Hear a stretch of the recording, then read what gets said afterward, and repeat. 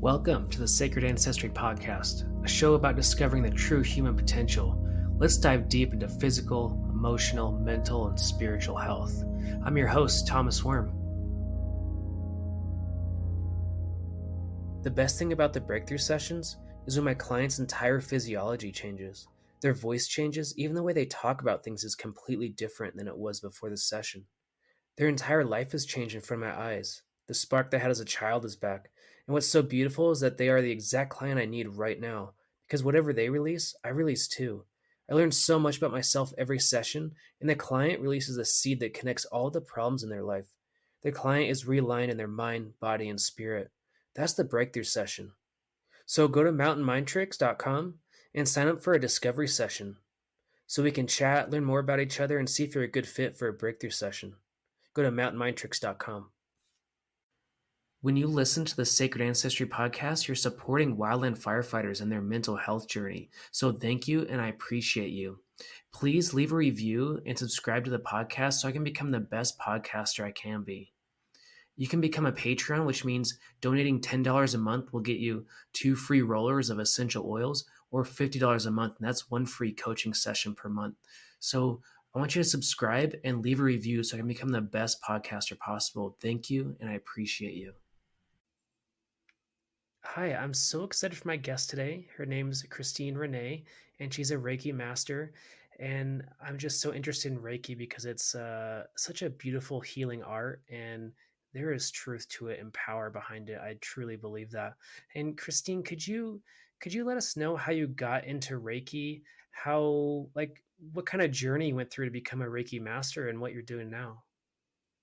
Absolutely. So I actually was introduced to Reiki when I was a child. My dad was doing Reiki when I was a kid, which was how I got introduced to Reiki. So I would be happen to be in on conversations that he was having with other people around Reiki.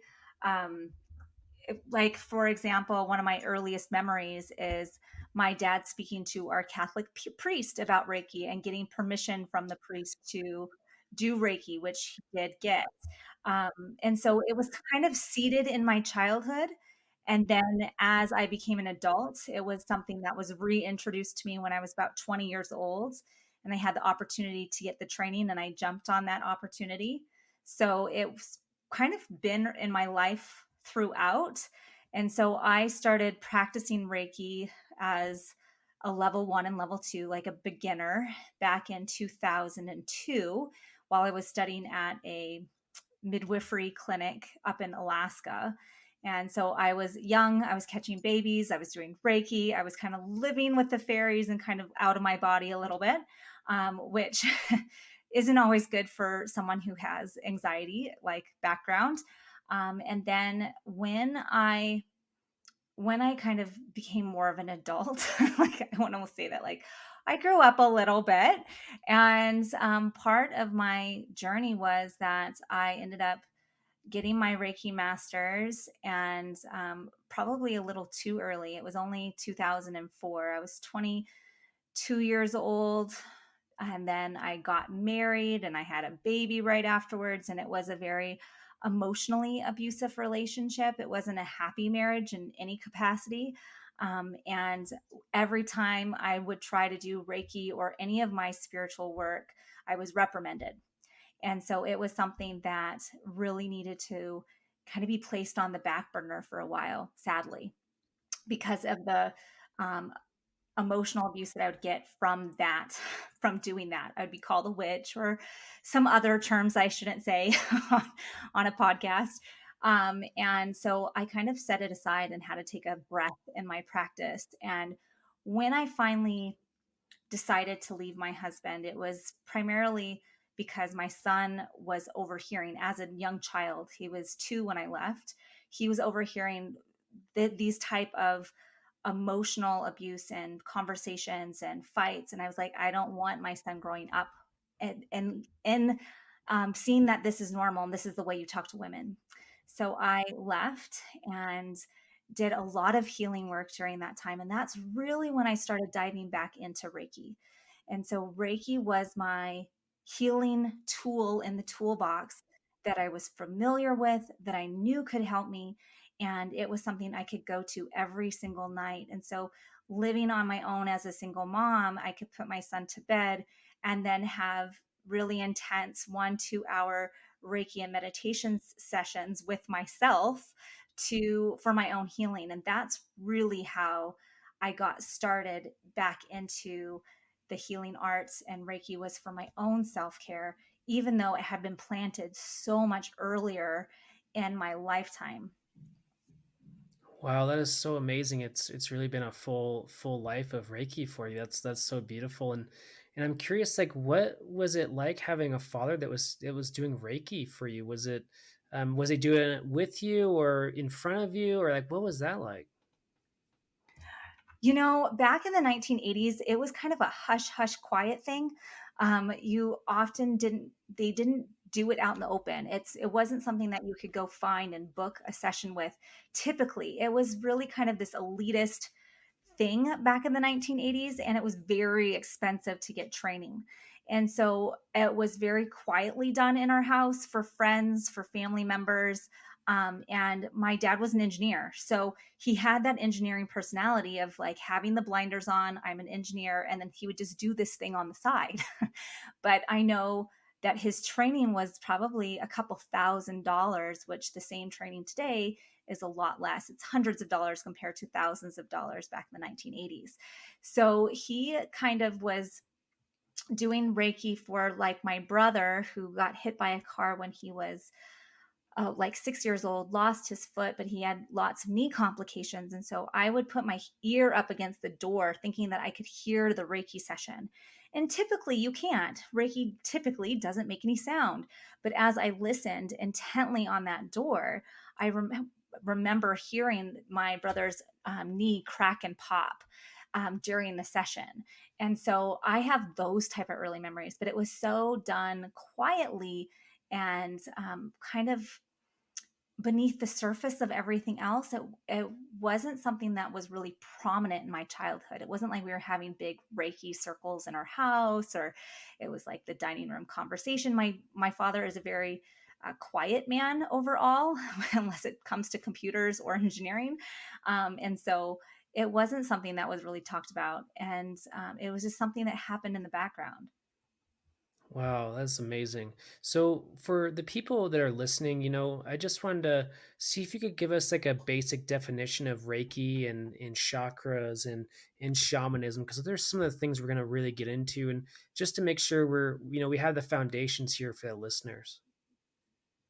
Absolutely. So Reiki is translated from Japanese. It's Japanese kanji word. That is where Reiki originated from in the 1920s. And it translates to Rei and Ki, which is spiritually guided life force energy. So oftentimes we hear Ki in all kinds of things. Qigong, Tai Chi, that life force energy is something that we hear commonly. The Rei is what makes Reiki special. It is this connection to divine source energy. And because of that, it knows where the Reiki needs to go. It knows what the highest priority is: body, mind, or spirit, emotional, mental, physical, spiritual. It can just hone in on and move to where it needs to go. And it can be practiced either hands on in person, or it can be practiced at a distance. I have clients really that I've seen all over the world. And so it's not bound by time and space because it is of universal source. Does that make sense? Yes, absolutely, absolutely. And how does this tie in with the chakras? And are we working with like yoga chakras, or is it slightly different since it's Japanese? That's a great question. And I get this question a lot because I love, love, love working with the chakras. So, chakras are kind of across many different cultures. So, we often think of chakras and think of yoga because that's really what brought the chakra information to the West. But we can look at indigenous cultures, and they have energy centers in the body that match up identically to the chakras that are in the yoga tradition. And so the Incas, the Mayas, they had their own energy centers in the body that match up pretty perfectly. And so chakras are energy centers in the body, this area of plexus nerve endings, and we have 7 primary chakras that run along our spine. And each chakra has its own unique kind of energetic imprint, meaning that it can, um, when there's an imbalance in the chakra, it's going to have a physical presentation, an emotional presentation, and a spiritual presentation. So when we have a chakra, we can often look at, okay, you have this physical ailment, it's next to this chakra, this energy plexus, this nerve plexus of the body. And if we understand the physical, okay, we have, let's say, a digestive disorder and it's next to the solar plexus right beneath the sternum and above the belly button. Well, what is the emotional side of that chakra? Well, that emotional side is about letting go and knowing who we are and having self-worth and self-love and self-respect. And so when we can work on the emotional side, the physical ailment tends to lessen and heal over time. And so this is where it comes really interesting with the chakras, is because it really is a roadmap. So Reiki is the modality to heal, and chakra is the roadmap. So we can look at the chakras to go, we need to work on this chakra and this chakra and this chakra. And you can use lots of different healing modalities to heal the chakra and bring it back into harmony and balance. So whether that's Reiki or acupuncture or certain exercises or yoga, like lots of different ways to heal in on those chakras. Wow, that is amazing. I love it. And yeah, energy centers are so important to me just through my own healing journey and everything. It's real, those energy centers. Oh, they control so much in our bodies. It's so interesting. And I'm curious on some of the shamanism work you do. Is there some journeying, some drumming? Like what kind of shamanism do you bring into the Reiki? I love mixing modalities. I love bringing my favorite things all into one session. And so, yes, there's chakra analysis where I'm using the shamanic piece to visually see what's going on in the energetic field. And so, shamanism really is about understanding how to reach the different spiritual realms and how do we connect with our spirit guides, our power animals, our teachers that are on the other side. And so when we can use that to help bring in our healing qualities to our sessions, they can become very powerful. And when we study Reiki, what oftentimes happens is our spiritual gifts start to enlighten and awaken and become more fine tuned. And so if you have had a past of, let's say, clairaudience like I did, I remember as a child hearing messages when I'd go into church or whatever it may be, like I could hear spirits. Well, as I stepped forward with my shamanic training, it was able to bring that a little wider, bring it a little wider so that I could hear more, see more, feel more. And that went right in beautifully with the session itself. So I could use the shamanic techniques to see the chakra energy field. And I could use the shamanic techniques to meet with guides to give me information about what's the best route to healing. And so all of these pieces blend beautifully together. So I have Reiki as the healing tool, the chakras as the map, and the shamanic work as the support to really help the clients or yourself to bring it all together. Wow, that is so amazing. I love it. And I have to ask, have you heard of Huna before or yeah, have you heard of Huna before? A little bit. I'm more familiar with just the Ho'oponopono practice, and I think most of my studying really, I love the Inca work because they really have that chakra piece figured out as well. So, but shamanism is so big, it's so wide. All the indigenous cultures have an understanding of shamanism, and so that's I love looking at all of the different ones and seeing the commonalities and seeing what is familiar with each one of them. But yeah, I would love to hear your experience with Huna. Yeah, I guess well, I'm going to my level 1 training here in a couple months and I'm getting really excited, but in the NLP mental emotional release crowd that I'm in, there's a lot of Hawaiian culture embedded into the NLP. With the Dr. Matt and Empowerment Partnership, he is like a master kumu in the Huna. It's really interesting how much of the energy work comes into what I do as an NLP practitioner and the timeline therapy and things like that. It's wow, it's almost like, I don't know, I guess I'd go back to hypnosis, where I've always said, I think hypnosis is almost like a modern shamanism, because we're really taking the client through a journey for healing. And it's just so interesting how these mind, body, energy things really interact, isn't it? Exactly. Well, and I find the same thing. The more I study NLP techniques or quantum physics or whatever it may be, we have so much that we've known for thousands upon thousands of years in the shamanic work. They might not have figured out necessarily the science by why they're drumming the drum, but we now know it's because it brings the brain into a theta wave. And the theta wave is what we need to do to be able to open our senses and sensory systems beyond this physical reality. So I love, the more I learn, the more I can tie it back to these ancient traditions of drumming, of understanding the way the mind works. And it's like they had it figured out. They just didn't have necessarily the language or the science that really proved it. And so I often like, I kind of let go a lot of the technical stuff because it's like, oh, we can just do shamanic work. But it's so interesting to me. Oftentimes, like when we get into hypnosis, when we get into NLP, it's like, oh, there's the wisdom. There it is again. Yeah, it's so interesting. And I want to shift a little bit here. And for me personally, I went through a pretty long healing journey, a couple of years of really hardcore anxiety, and it sounds like you went through severe anxiety as well. And it's something that I think is so common in the world right now, with the pandemic, with everything going on, the politics, everything. The anxiety Hmm. is really high for most people, for a lot of people. And I'm curious, um, how has Reiki helped you personally? Like, how did it affect your anxiety, and how does Reiki help your clients with anxiety? Oh, that's a great question. So, anxiety has definitely been part of my life and my journey.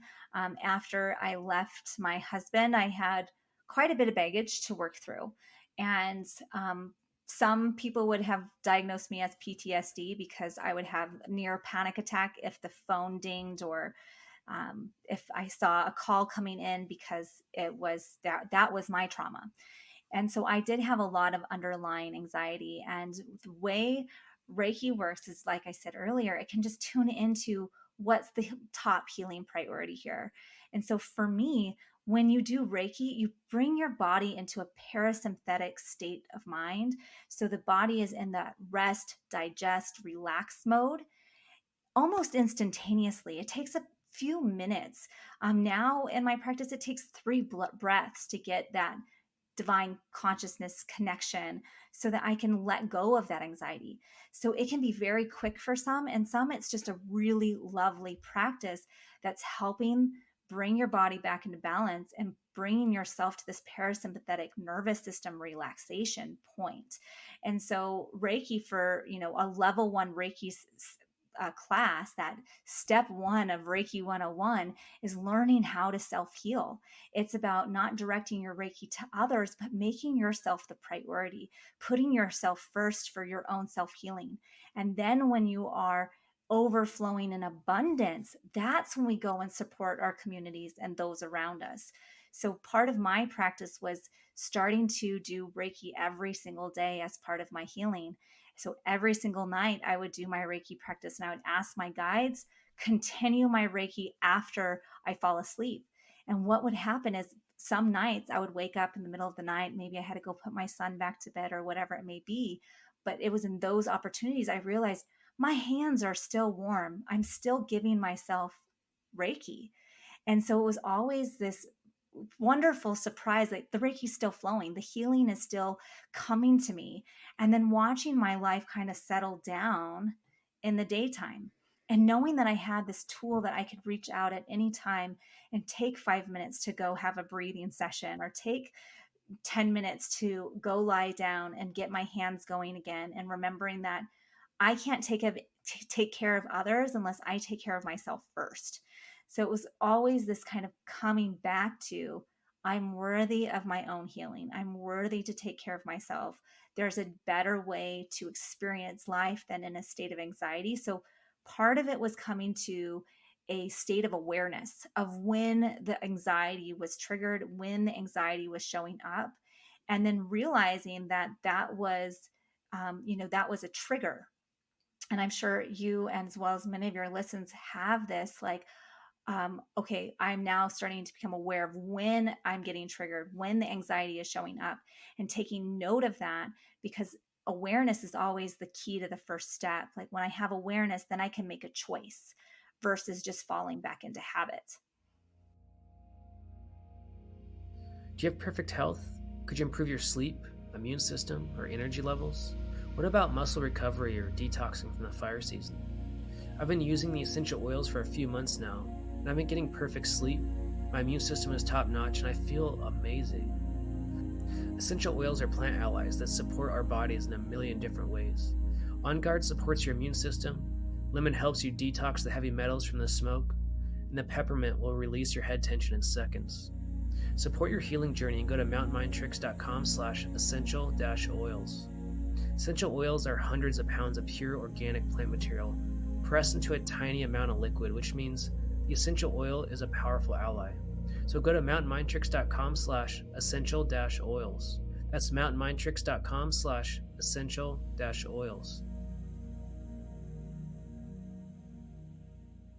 Yeah, wow, so true. And I think, for it's so true this I always get these mixed up. The parasympathetic nervous system where you're in that relax, digest, relax you know, for me, I feel like one of the things that gets me there so fast is acupuncture. It is so weird. It just, as soon as the needles are in, my whole body just like lets go. And it's just like, wow, this is the most amazing feeling ever.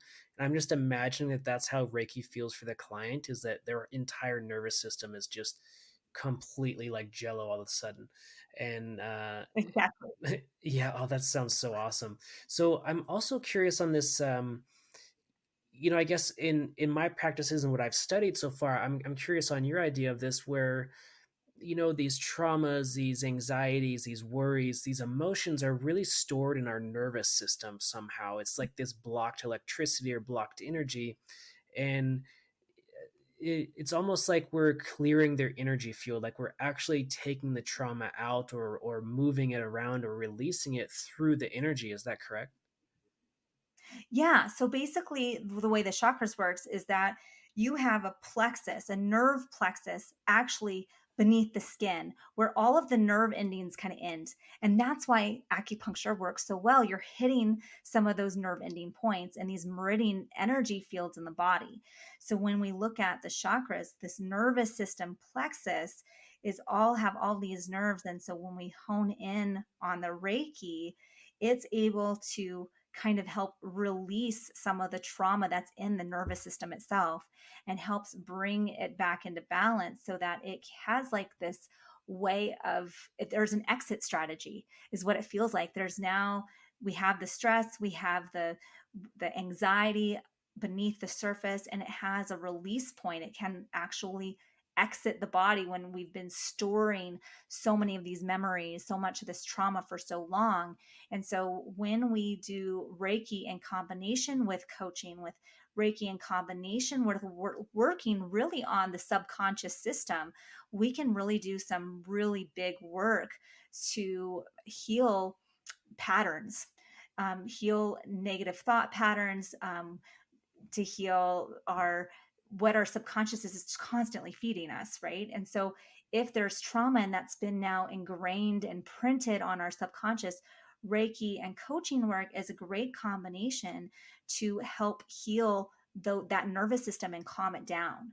So it's healing on so many of those levels, the chakra for and the emotional and spiritual aspects, as well as the physical with the nerve endings right there.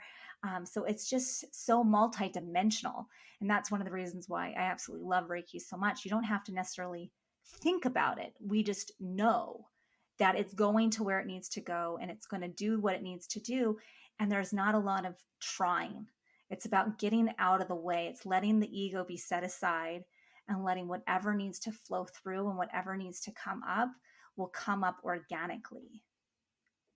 Wow, it's so beautiful. I love that. Just hearing your words, my whole body's relaxing. This is amazing. Yeah.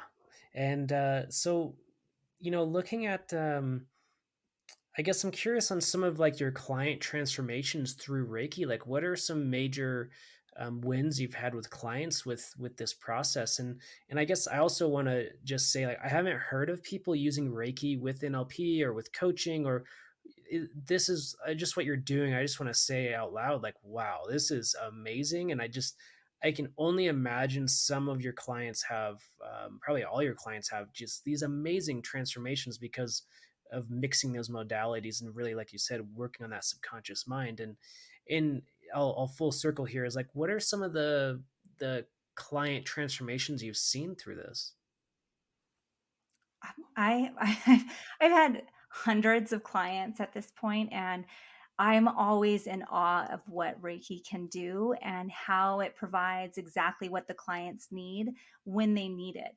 So it's everything from working with the criminal lawyer who's been in it for 30 years and just is burnt out, and just watching his body come back into balance, that he's able to say, like, this is how I want my future to go, whereas before he's just moving through the motions, and really has a huge wall up because he is a criminal lawyer. You just never know when, I mean, his dog is like this attack dog, because he's constantly kind of has to watch his back in case one of the people that he's sent away to jail shows up on his doorstep. So, fairly strong presence, and just being able to melt on the table and get what they need and walk away with this relaxed state that they know they're safe. So that's one example. Another example is that I've had lots of clients who come in with, one of the things that come to mind is birth trauma. And so we have a lot of PTSD and anxiety amongst postpartum moms in particular because of birth trauma. And so this is where their birth didn't go as planned. They might have had a cesarean. They might have had a procedure done to them without their consent. This is very common, especially in the US. And then come to me going, how can I trust someone touching my body? How I'm always nervous that something's going to happen to my baby, or the doctors are going to do something to my child without me knowing.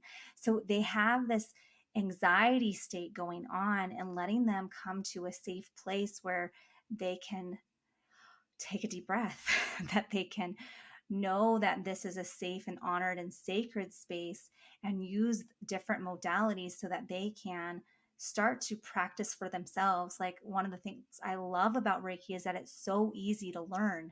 It's so incredibly easy to learn. I think that anyone can do Reiki. It's just a matter of intention. So just envisioning that white light energy coming in through your crown, filling up your entire body, and then overflowing out of your hands. And then all we have to do is place it back on ourselves. And in this state, they can then take beautiful deep breaths. The Reiki can do its work, and they can have this moment of peace. And so when there is triggers going on, instead of, I tell people all the time, instead of responding right away, take 3 breaths, place your hands on your body, know that you're okay. And if you need to take that call later, if you need to, you can then make a conscious decision rather than acting from the subconscious that's getting triggered. And so I've had, I mean, I can't even express how many beautiful client sessions that I have specifically around anxiety, around triggers, that it's about coming back into wholeness, accepting themselves completely, and knowing that they're worth healing. Wow, that's it, isn't it? Sometimes that we're worth healing. I think that's a big one for a lot of people, is that we're worth healing, right?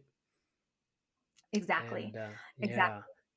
And it's so interesting you mentioned the birth trauma, because I've had so many clients in the last couple of months with trauma of of being birthed, going back that far to the actual being birthed event. And it's so interesting it really is such a traumatic event for both parties sometimes. And that's beautiful work that you're doing, is helping these mothers heal from that. Is so important.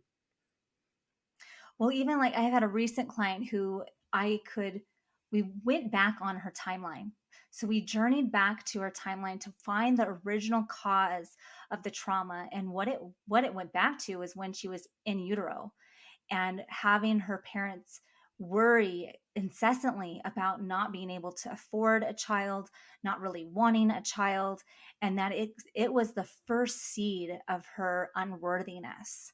And so we were able to do work along her timeline back to the original event of this feeling of I'm not good enough, or I'm not worthy enough, or no one's going to love me. And when we can heal that, then there can be a ripple effect down the timeline to the present day and beyond into the future. And so Reiki, with all of these other modalities mixed in there, can really be profound for clients. Yeah, that's so beautiful. The timeline therapy is just unbelievable sometimes, how much healing happens so quickly. And that's so beautiful, mixing something similar with Reiki. Wow, that is amazing. So I wanted to ask how, like, um, I guess for me, going back to circling back to anxiety a little bit here, is for me one of the biggest things that, like, the first step for me was getting back inside my body. Like, I didn't even know I was outside my body for years and years. I had no idea what that even meant, or I wasn't even open to that idea. And when my acupuncturist said, "Well, you're not even inside your body. Like, we need to get you there first." And I'm curious, one, on your point of view on that, and also, like, what are some basic kind of everyday steps people can take to help with anxiety? Yes. Oh my gosh, yes. So oftentimes anxiety is very much tied to not being in your body and not grounded. And so what this feels like is that your energy, like if you tune into your energy for an anxious person, that energy is in the upper half of the chest and in their head.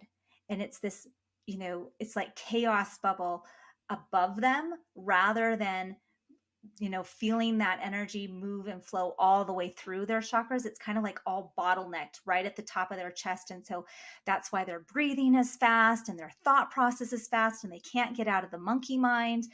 And part of it is that they're so far up in their head that they're not in their body. And so for example, I had a client who was coming to me for anxiety and she was having seizures because this was a very extreme case. So I'm giving you an extreme example, but for her, when she would had bruises on her. And I'm like, where are these bruises coming from? She's like, oh, I keep bonking into things. Like, I'm just not paying attention. And I'm like, no, you're just not in your body. So, meaning she felt like she was looking around the room from the top of her head instead of in her head. And so this was an extreme case of like not being able to feel the feelings of what her finger pads were feeling or her toes were feeling. And with working with her, one, I discovered that she was vegan, which I have nothing against, but it was that she wasn't getting any protein. She ate almost all basically salads without any kind of source of protein, and that she was um, kind of erratic in her sleep patterns, that she was felt anxious most of the time and was nervous about different scenarios. And so I noticed that with this all of these different components, that sounded like she was really ungrounded, meaning she didn't have this connection with earth source energy, that she was going to be cared for, that she was going to be safe, she was going to have all of her needs met. And we found that in her root chakra that's so connected with earth energy, that she didn't have stability in her life. She moved often. She had trauma in her past that didn't really keep her from feeling safe. And so when you don't feel safe in your body and your environment, it causes this anxiety, this disconnect with earth energy. And so all of her, I think I did a whole complete session just giving Reiki to her feet. I just wanted to get her back in her body and bring that energy awareness to her feet. So after the session, she was very much like, I've never felt my toes before. And she could feel what it felt like to step on the carpet, to walk around, and felt really different. And then I taught her about food, meaning we have to understand that the food that we consume is for energy, and the different types of food provide us different kinds of energy. And so some foods are very dense, our meat, our protein, our nuts, our seeds, our beans, heavy in density.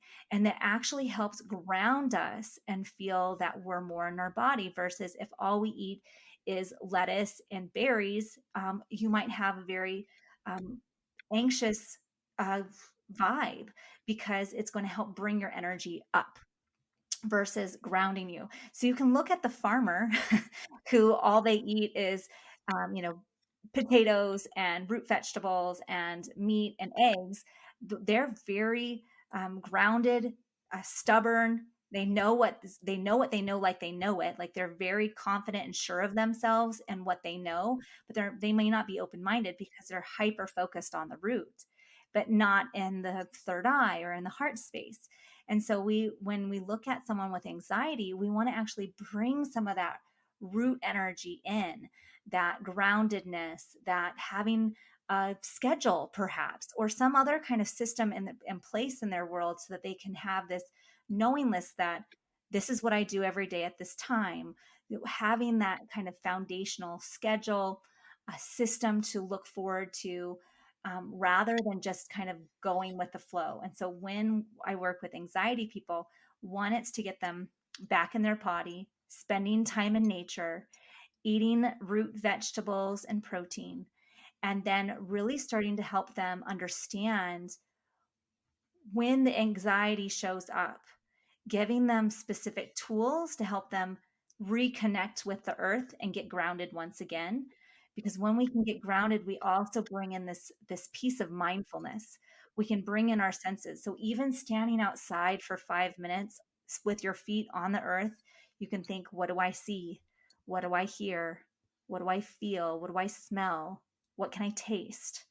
And when you come back to your five senses, it helps bring your mind away from all of these distracting thoughts that the subconscious is just spitting at us, fear, fear, fear, fear, to look, I see a bird. I hear the bird's wings. I hear the chirping in the trees. The tree is green. And you can then, once again, by training your mind, get grounded by using the senses that we are given with at birth. Electromagnetic frequencies, or EMFs, are affecting your body right now. The World Health Organization reports that EMFs can cause headaches, anxiety, depression, nausea, fatigue, loss of libido, and sleep disturbances. What if you could protect yourself from the EMF fogs and the 5G rollouts? I've been trying products from Essential Vibes and I noticed a huge difference. The live blood tests show that your blood flow increases with less globules. You sleep better, have more balance, and the muscle testing proves this. So go to mountainmindtricks.com/EMF protection to learn more. I was so impressed with these products, I had to add this to my natural wellness program. So check out Essential Vibes and go to mountainmindtricks.com/EMF protection. That's mountainmindtricks.com/EMF protection.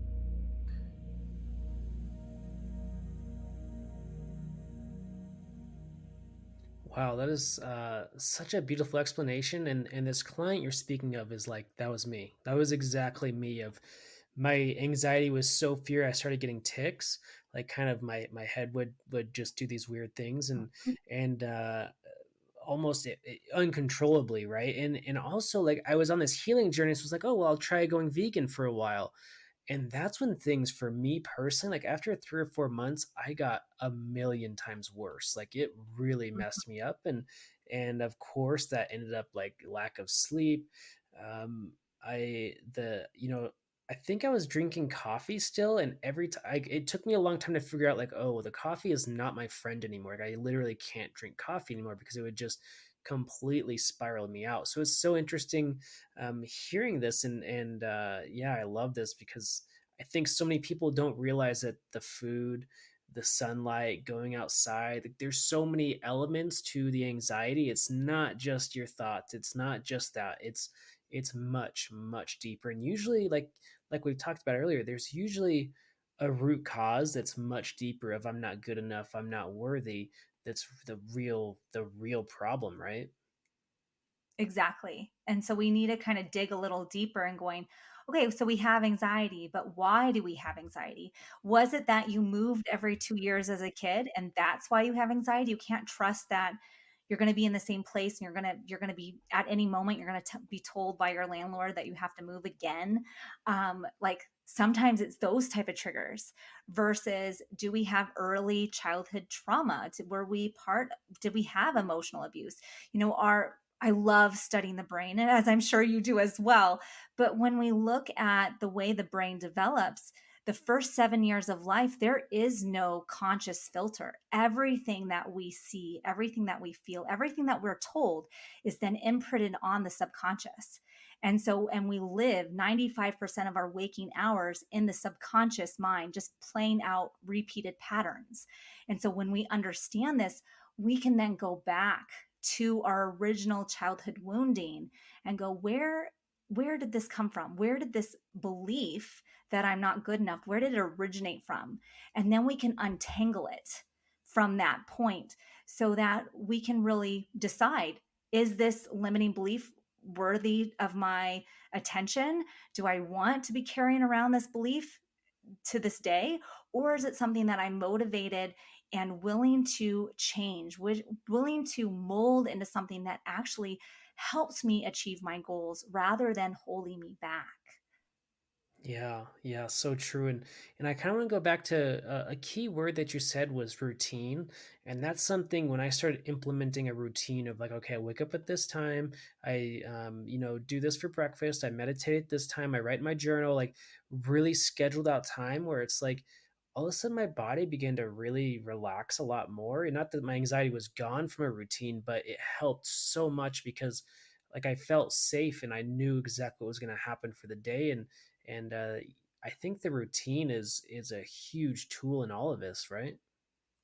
Exactly. Well, think about when I think root chakra, I'm thinking about foundations of our life. It's like I need routine systems and schedules. And so, what routine systems and schedules can be put into place that really can help us move throughout the day in a positive energy rather than in a state of fear. And so, I'm a huge advocate of morning rituals and evening rituals. Why do we want to do morning rituals? Because it's going to start our day off with a certain energy. And so it doesn't really matter what rituals you do, whether it's tarot cards or oracle cards or playing with your crystals or meditating or chanting or doing a dance party in the shower. If the routine is there and you know that it's going to get you into the right energetic vibration for the day, you're setting yourself up for success. And when we can move through the day knowing that, all right, I did the thing that makes me feel good and I'm starting out my day feeling good, more likely you're going to have more feel good feelings than rolling out of bed and not having your routine. And then you're like instantly in, in my experience, like I'm instantly in mama mode. Okay, I've got to do the dishes and put the laundry in and go make breakfast and get the kids out of bed. And like, it's just a to-do list, an ongoing to-do list serving others rather than serving myself first. And when I get to when I have those mornings, I can see a distinct difference of the morning that I am rushing through the day versus I gave myself 20 minutes, 10 minutes, 30 minutes, whatever it may be. I gave that time to me first. And when I give that time to me first, then I'm filled up, like I am connected to divine source. I'm feeling good.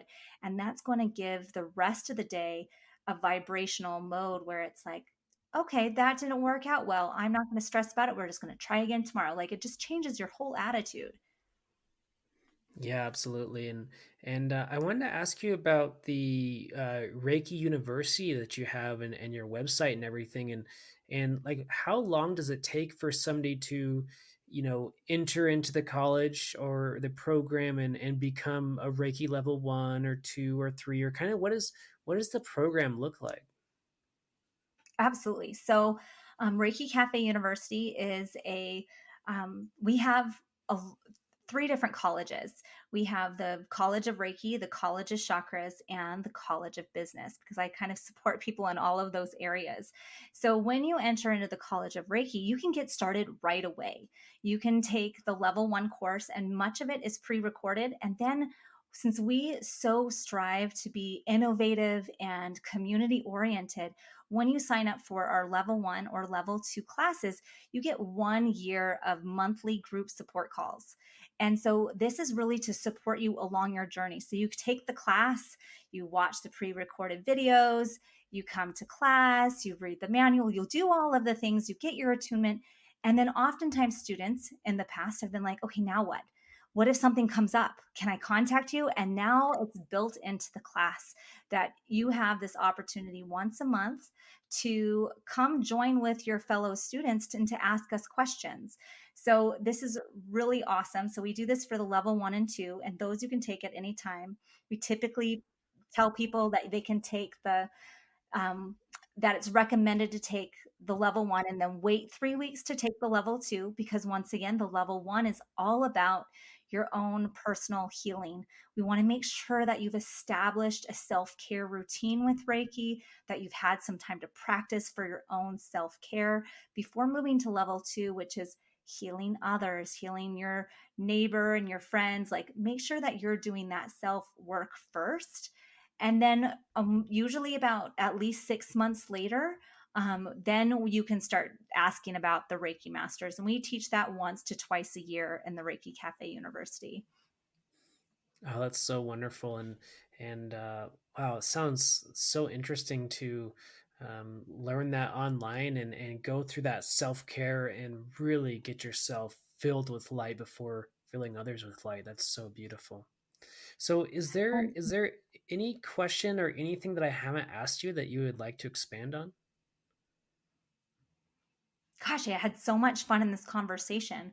Um, I would say, you know, if there's one message I could really leave for your listeners, it's you're worthy. You're worthy to take the 5 minutes for yourself, 10 minutes for yourself, 1 hour for yourself.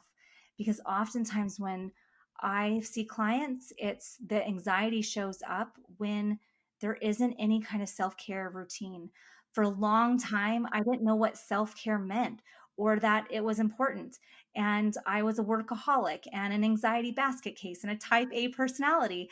And when I started giving to myself, that's when things shifted. That's when the anxiety started to lessen. That's when I was at least aware of when my anxiety did kick in. And I've even trained my daughter, who's 8 now. She'll go, "Mommy, take 3 breaths, okay?" And I'm like, "Great." So it's like knowing that we're worthy to have a beautiful life. We're worthy to have synchronicity show up. We're worthy to do the self-healing piece is so so important. And so if that's one thing I can leave for your listeners, is that you're worth it. You absolutely are worth it. Oh, I love that so much. I love that message. And where can people find you? Do you have any socials, or you want to give out the website or anything like that? Absolutely. So the website is www.reikicafeuniversity.com. And that's pretty much our handle on everything. You can find me on my YouTube channel, Reiki Cafe University, Instagram, Reiki Cafe University. Over on Facebook, we have a Facebook group with about 3,000 members under Reiki Cafe Community. You are more than welcome to join if you're interested in learning more about Reiki as well. So those are our primary places on social media. Okay, awesome. Yeah, and for everybody listening, if you're interested in Reiki, I can tell you Christine is amazing, because everything we've dived deep into today, like, she knows her stuff and she is a powerful teacher. I can just hear it in her voice. And I just want to say thank you so much, Christine, for coming on the podcast and sharing your journey and sharing your wisdom and just what an amazing conversation. Thank you so much. And for everybody listening, you can find me on mountainmindtricks.com or Thomas and Worm on Facebook. For I just really hope we helped you find your sacred ancestry and remember that, you have a soul and that we're a being of light walking on this earth, having an earth walk for a while. So go out there and find your sacred ancestry.